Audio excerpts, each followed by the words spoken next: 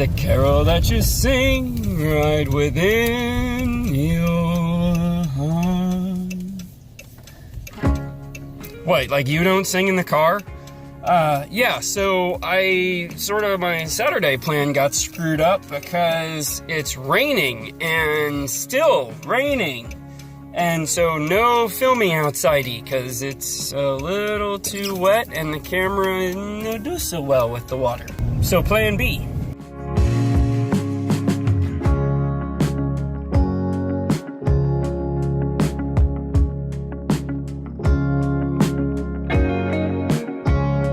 Well, hello brothers and sisters, welcome to Mission Zero. If this is your first time here, my name is Shawn, and this is Vlogmas, episode 8 now.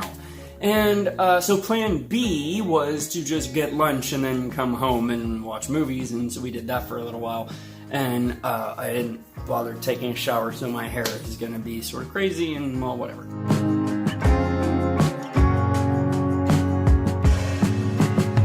The thing that I think we should talk about today is gonna come out of Luke chapter 10, and I'm actually gonna use sort of Luke chapter 10 as the whole theme for Mission Zero this week, and it really dives into what is a neighbor, right? All through the Bible there's love your neighbor as yourself, and so this is a lawyer has stood up in the midst of Jesus' sermon in Luke chapter 10 and says, yeah, okay, all of that's well and good, but here's my question. Who is my neighbor? And the thing that I find fascinating about that, actually there's two things I find fascinating about that.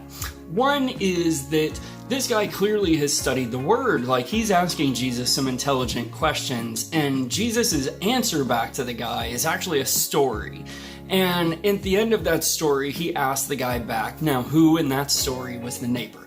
And so in Luke 10:37, the guy gives his response, which is, well, I think the one who showed mercy to the main character. That's the neighbor in this story. Jesus says, well, go and do likewise. And that really leads to the second thing that fascinates me about this story, and that is that the guy had to be told. And in fact, we all still have to be told, because here, a couple thousand years later, we still don't have any better understanding of who our neighbor is, or at least we don't live it out. The story that Jesus tells is about a man who goes traveling. He gets mugged by some marauders who take off and basically leave him in a ditch. And he talked about a succession of people who come by this guy and just ignore him as he's sort of, bleeding on the street. And a Samaritan, which, let's remember, the Samaritans at the time that Jesus is telling this story are dirty, filthy people. They were sort of the dregs of society. So this Samaritan stops and takes care of the guy. So when Jesus says, go and do likewise, he's telling this guy, pay attention in life, constantly, and don't overlook anybody. When you see somebody who needs you to reach out, be it fiscally or physically or emotionally or verbally or whatever, be the person to go and ask if they need help. Be the person to offer. And that's so much harder than religion. It is so much harder to tell yourself every day, every moment of every day, keep your eyes open, keep your ears open, keep your heart open, because somebody that I come across may need me today. So there is my exhortation for us today, is be more real. Go and do likewise. Show mercy.